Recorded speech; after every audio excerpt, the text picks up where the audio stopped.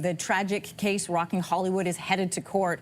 Nick Reiner will be arraigned on 2 counts of first-degree murder for the fatal stabbing of his parents, director Rob Reiner and Michele singer Reiner. CNN's Maribel Gonzalez is joining us live outside the Los Angeles Superior Court with the very latest. And Maribel, good morning. What should we expect, first of all, from the proceedings today?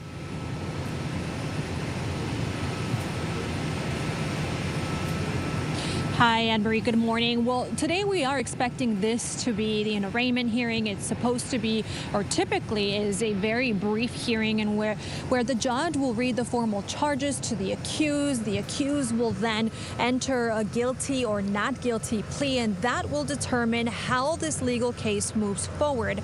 The last time Nick Reiner was here, he did not enter a plea, and a judge ordered him to be held without bail pending today's arraignment hearing. That is another thing we are expecting to hear today, is the judge setting bail in this case. And the last time that Rick Reiner was here, that is when we heard him speak his first words since his arrest, and that was just to say that he acknowledged that he was waiving his right to a speedy arraignment. Keep in mind that it's been several weeks since that arrest took place. Yeah, that first court appearance that you're referencing was December the 17th. In the time frame between then and now, they've had a chance to develop, whether or not they're going to use mental health as part of this case.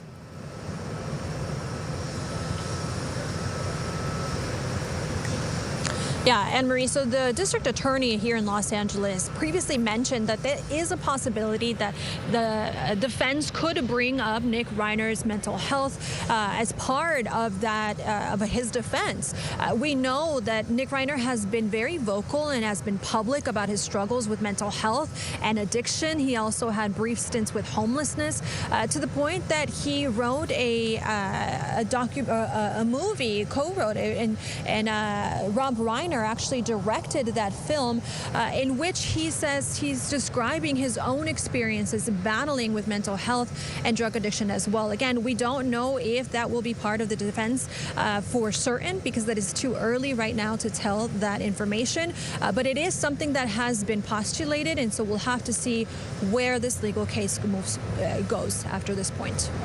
The couple's surviving children, and those are the siblings of Nick, which are Jake and Romy. Any word on whether or not they'll be in court today?